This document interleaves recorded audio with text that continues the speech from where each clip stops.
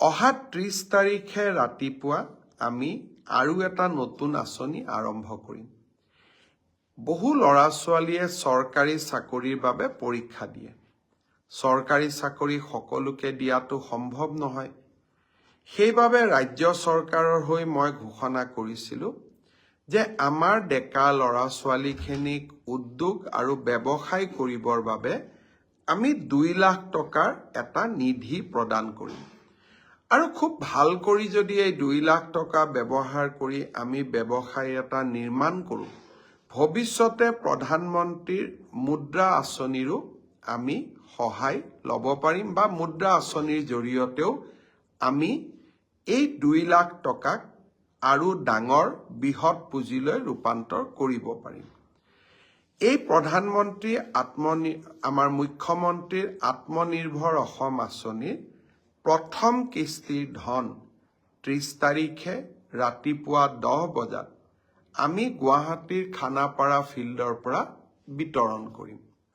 ইতিমধ্যে আমাৰ জিলা উপায়ুক্তসকলে নিৰ্বাচিত ছাত্ৰ ছাত্ৰীসকলক আমন্ত্ৰণ জনাইছে। মই আশা কৰিম যে 25,000 নিৰ্বাচিত যুৱক যুৱতী অহা 30 তাৰিখে যাতে খানাপাৰালৈ আহে। প্ৰথম আমি 75,000 টকা দিম। 3 দিনীয়া প্ৰশিক্ষণটো সমাপ্ত হোৱাৰ লগে লগে আমি আৰু 25,000 টকা নৱেম্বৰ মাহৰ ভিতৰতে এই যুৱক যুৱতীসকললৈ আগবঢ়াম। পৰৱৰ্তী এই 1 লাখ টকা কেনেকৈ ভাল কৰি ব্যৱহাৰ কৰিছে তাৰ ওপৰত ভিত্তি কৰি আমি পৰৱৰ্তী সময়ত আৰু 1 লাখ টকা যুৱক যুৱতীসকলক আমি দিয়াৰ ব্যৱস্থা কৰিম। বহুতে মোক সোধে টকাটো ঘূৰাই দিব লাগিব নেকি? 1 লাখ টকা ঘূৰাই দিব নালাগে।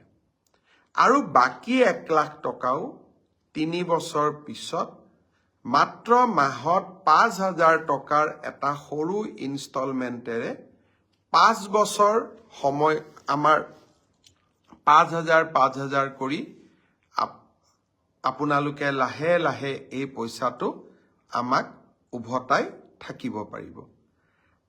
ল'ৰা ছোৱালীক যুৱক যুৱতীক আমি সকলো প্ৰকাৰে সহায় কৰাৰ বাবে আমি প্ৰচেষ্টা কৰিছোঁ। এই মুখ্যমন্ত্ৰীৰ আত্মনিৰ্ভৰ অসম আঁচনিৰ দ্বিতীয় লানিও আমি লগে লগে আৰম্ভ কৰিম। এইবাৰ আমি আৰু নতুনকৈ 75,000 যুৱক যুৱতীক এই মুখ্যমন্ত্ৰীৰ আত্মনিৰ্ভৰ অসম আঁচনিলৈ আনিবৰ বাবে চেষ্টা কৰিম। যুৱক যুৱতীসকলক মই অনুৰোধ কৰিম, চৰকাৰী চাকৰিয়ে হওক বা আত্মনিৰ্ভৰশীলতাই হওক, দুইটা ক্ষেত্ৰতে আমাৰ চৰকাৰে আপোনালোকৰ লগত সুন্দৰভাৱে কাম কৰি যাব।